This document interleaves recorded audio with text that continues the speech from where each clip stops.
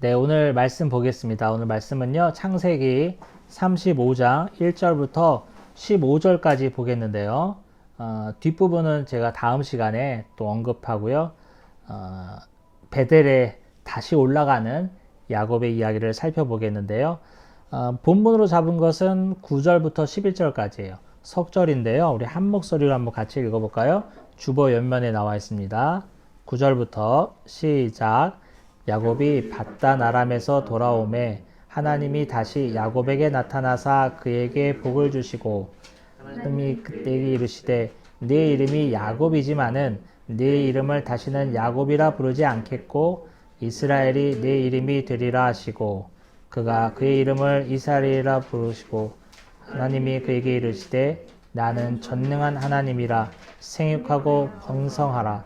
한 백성과 백성들의 총회가 네게서 나오고 왕들이 네 허리에서 나오리라.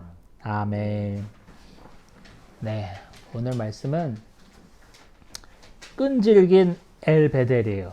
엘베델은 베델의 하나님이야. 베델의 하나님. 베델은 뭐였죠? 베델은 하나님의 집이죠. 그래서 엘베델 하면 사실은 좀 길어요. 하나님의 집의 하나님이에요. 좀 복잡한데 그냥 우리는 베델의 하나님 하면 좋겠습니다.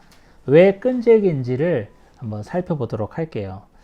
우리가 지난 시간에 뭘 살펴봤냐면 참 씻을 수 없는 정말 이런 일이 일어나서는 안 되는데 야곱의 외동딸에게 엄청난 일이 일어난 사건, 또 그것을 복수하기 위해서 동복 오빠였죠. 시몬과 레위가 할례 받으면 우리가 통혼하자, 이런 서로 협조를 가상으로 거짓으로 꾸미고 할례 받아서 누워있는 세겜 땅의 주민들을 다 몰살시키는 장면을 우리가 살펴보았습니다.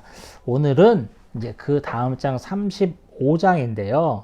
자, 중요한 게 있어요. 1절에 보니까 하나님이 야곱에게 다시 말씀하신다는 게 중요합니다. 뭐라고 말씀하시냐면요. 베델로 올라가라. 베델로 올라가라.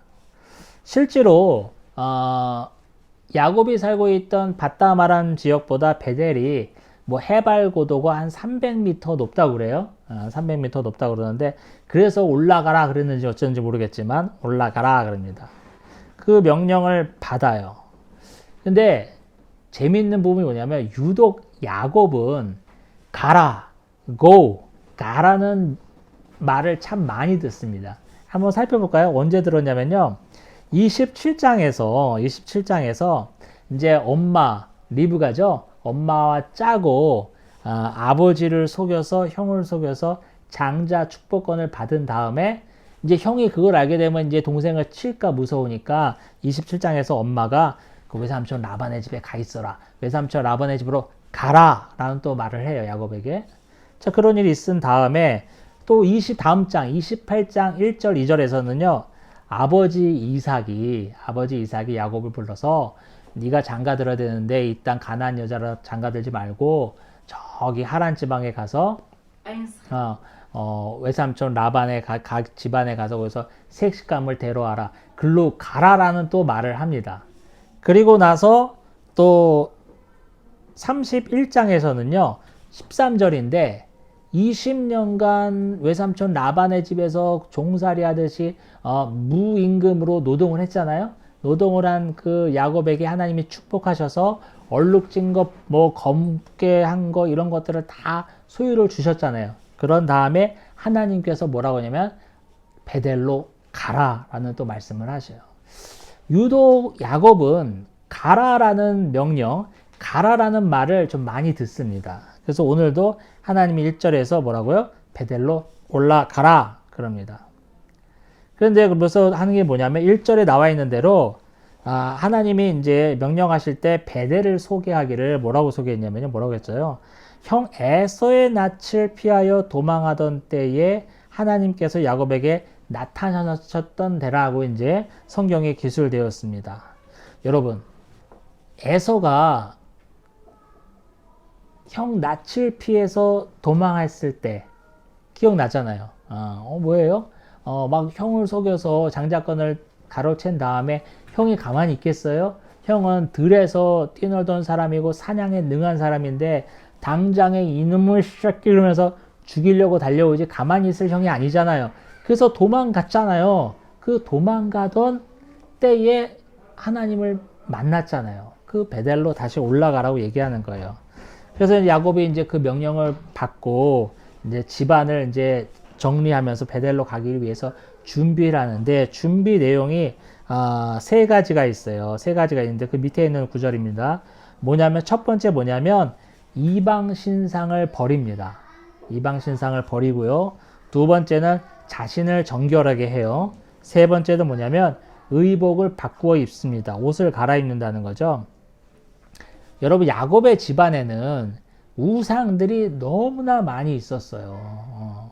왜냐하면 외삼촌 하란이 갈대아 우르 지방에 살고 있는 사람이니까 뭐 그곳에 온갖 잡신을 섬기는 우상이 만연했던 집이 바로 외삼촌 라반의 집인데, 그 집에서 20년간 살았잖아, 결혼하면서. 그러니까 야곱의 집에도 엄청나게 우상들이 있었어요. 처가 뭐 일단 기록된 것만 해도 종까지 포함해서 4명 아닙니까? 4명이 또 각기 그 문화에 쩔어 있던 사람이니까 우상을 섬겼고, 가장 극단적으로 보여주는 예는 뭡니까? 라반의 집을 도망쳐 나올 때 라헬이 아버지 라반의 드라빔을 숨겨서 나오잖아요. 그래서 드라빔을 찾겠다고 라반이 쫓아오는 사건을 우리가 살펴보았잖아요.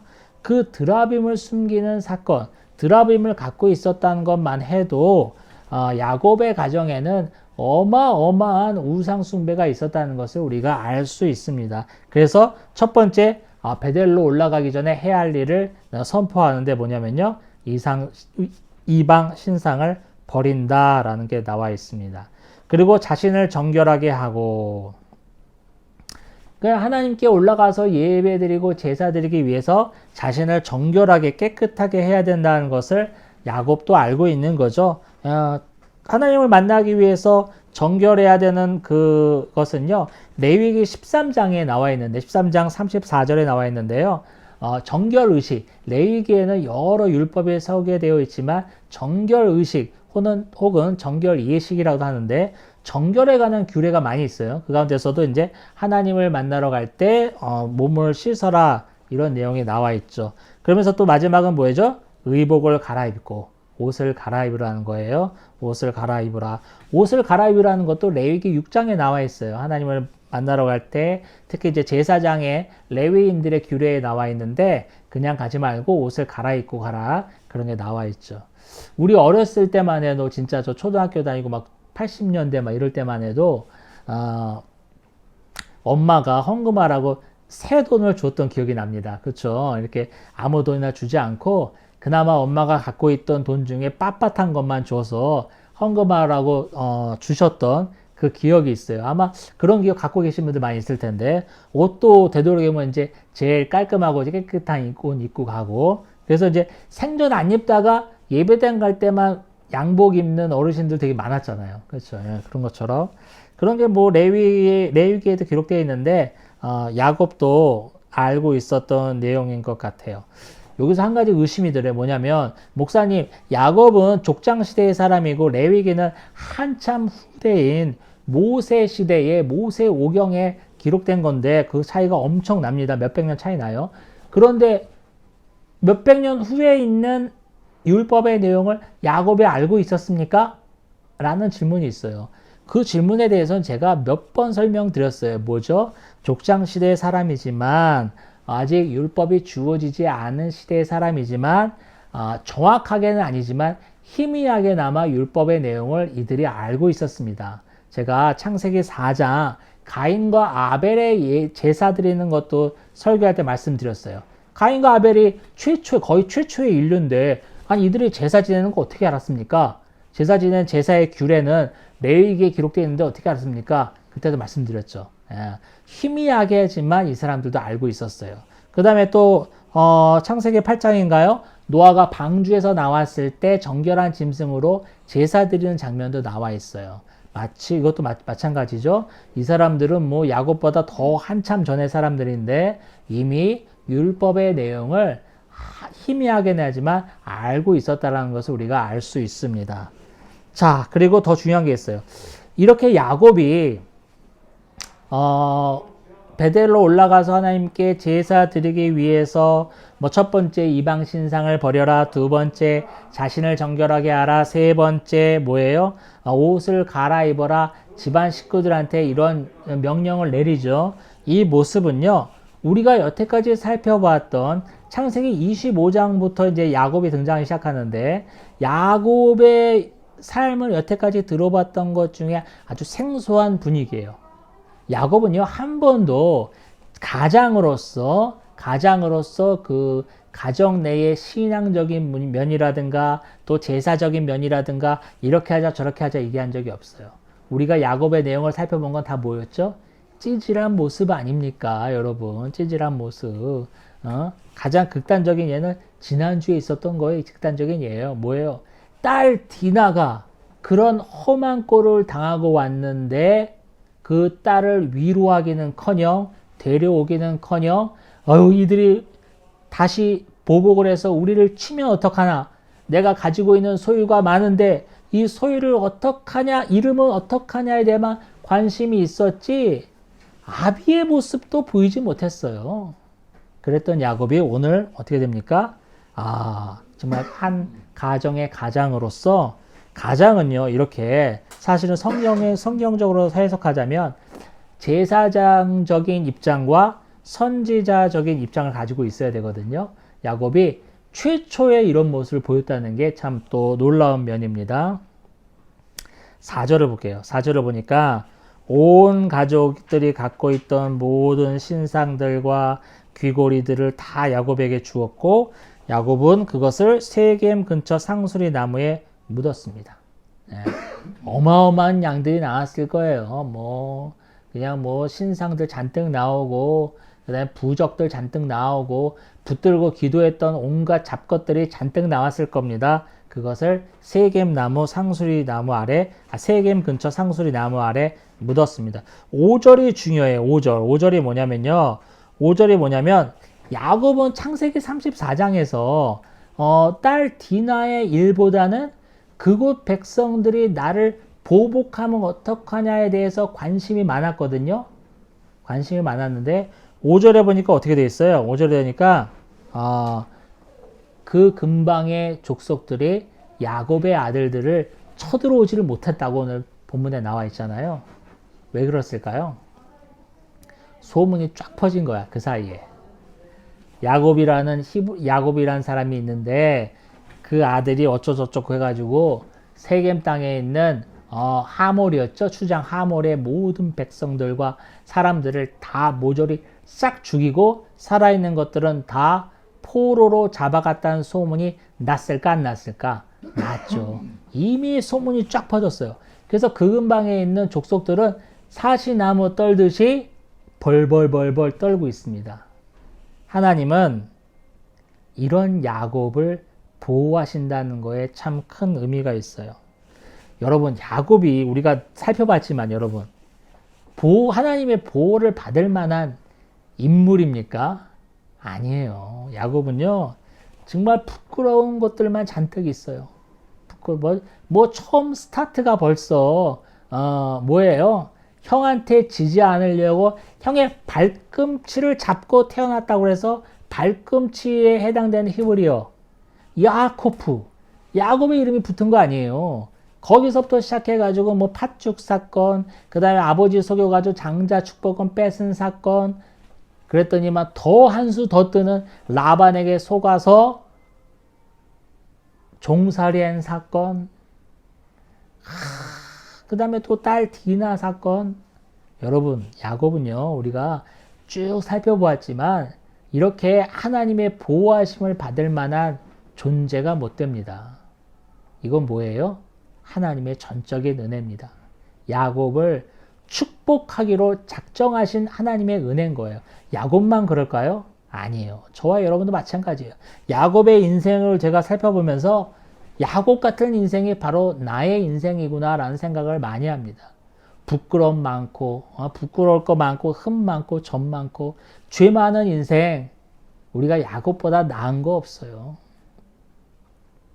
이런 인생을 하나님이 보호하시고 은혜 가운데 거두어 주신다는 것은 하나님의 전적인 은혜입니다. 그 은혜에 우리가 찬송할 뿐이죠. 찬송할 뿐이에요. 베델로 올라갑니다. 6절에 베델로 올라간다고 나와 있죠. 베델의 옛 이름은 루스예요. 저 신대원 시험 볼 때 이게 많이 나오는데 베델의 옛 이름은 루스입니다. 루스는 땅 이름이 뭐냐면요. 혼돈, 무질서, 카오스 있죠. 이런 뜻이 바로 루스입니다. 자, 그리고 도착해서 거기에 제단을 쌓고 7절에 엘 베델이라고 부릅니다. 뭐였죠? 베델의 하나님. 베델은 하나님의 집인데 엘 베델. 그러니까 엘자를 하나 더 붙였어요. 하나님을 또 만나서 하나 더 붙였나? 어쩐나 모르겠지만 엘 베델이라고 합니다. 그러면서 야곱이 거기 제단을 쌓으면서 또 생각하는 거예요.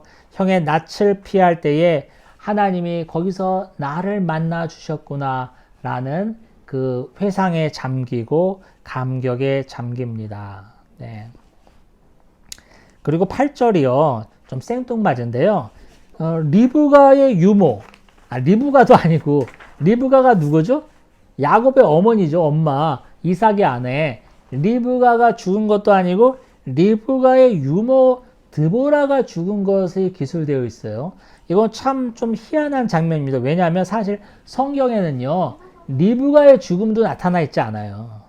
물론 49장, 창세기 49장 마지막에 가면 이제 뭐 누구누구가 이제 막벨라 굴에 장사되었다는 말이 나와 있는데 거기에 이제 리브가가 그 굴에 장사되었다는 언급이 나와 있지만 리브가가 몇 세에 죽었더라 이런 우리가 전형적인 패턴이 있잖아요. 성경적인 인물이 죽었을 때 몇 세에 죽었더라 어디에 장사됐다 이런 내용이 언급되어 있지 않습니다.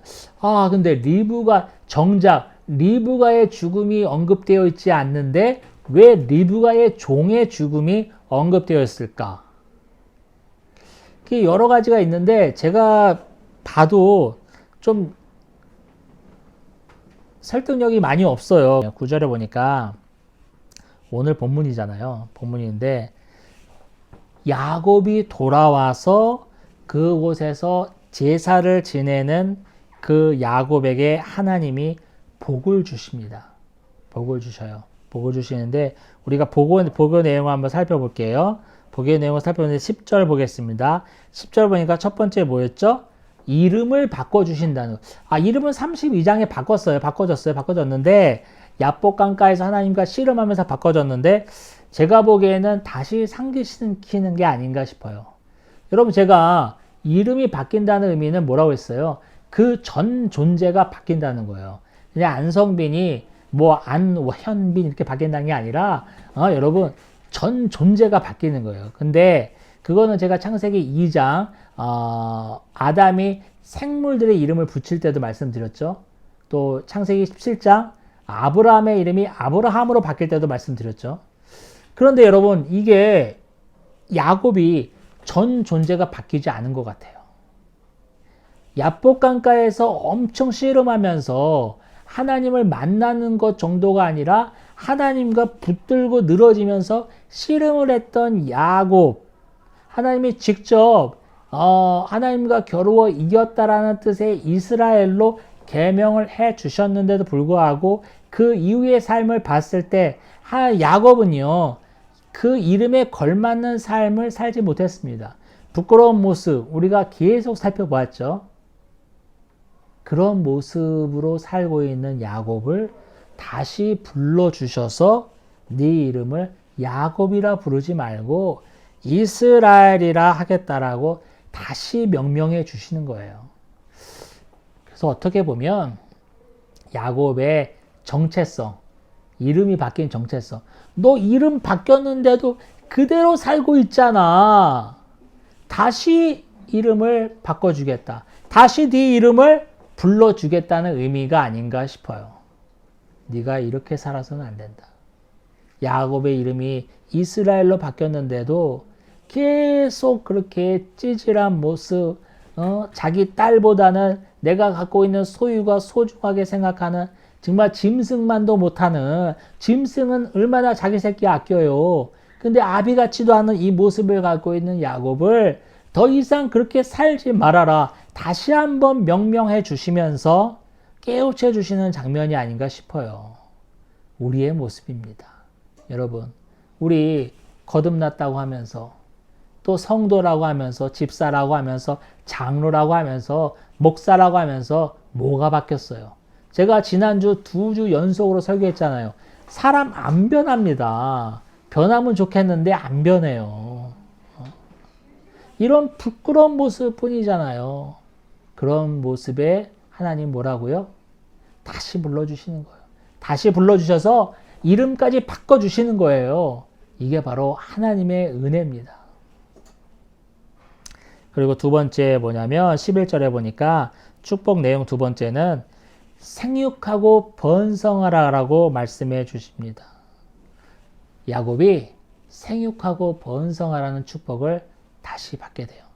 이 축복은요, 우리가 누누이 살펴봤죠. 창세기 1장 28절, 뭐죠? 하나님이 사람을 처음 만들었을 때 최초의 인류에게 베풀어 주셨던 축복이 생육하고 번성하고 땅에 충만하랍니다. 이 말씀만 있었나요? 아니에요. 또 어디 있었어요? 노아에게도 홍수 심판 후에 노아에게도 또 생육하고 번성하라는 축복을 하셨어요. 여기에 그쳤습니까? 아니에요. 창세기 12장에 갈대아 우르 지방에 살고 있는 아브라함을 불러서 가나안 땅으로 가라고 명령하실 때도 네 족속이 네 씨가 번성하게 되리라는 축복을 하십니다. 그 동일한 축복을 오늘 야곱이 이어받는 거예요.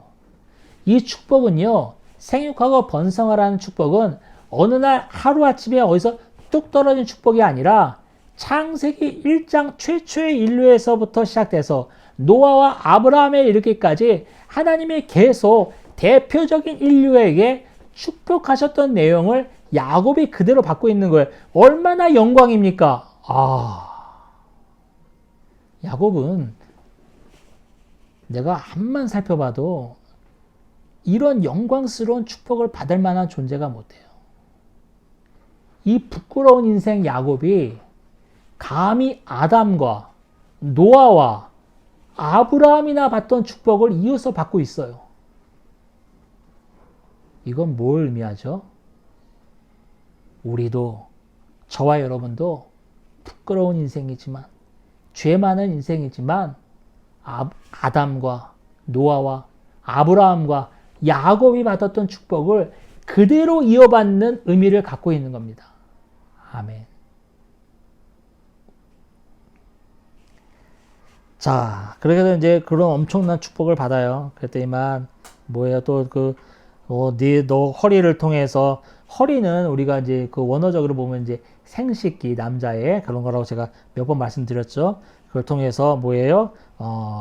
이스라엘이 나오고 또 한 백성이 나오고 총회가 나오고 모든 왕들이 네 허리로부터 나온다라는 정말 감당할 수 없는 축복을 야곱이 지금 받고 있는 겁니다.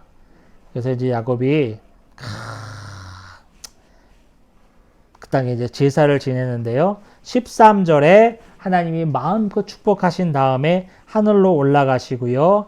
야곱이 14절에 나와 있죠. 하나님과 자기가 말씀을 나누던 곳, 대화를 나누던 곳 베델이죠. 거기에 다시 돌기둥을 세우고 또 전제물을 붓고 그 위에 기름을 붓습니다.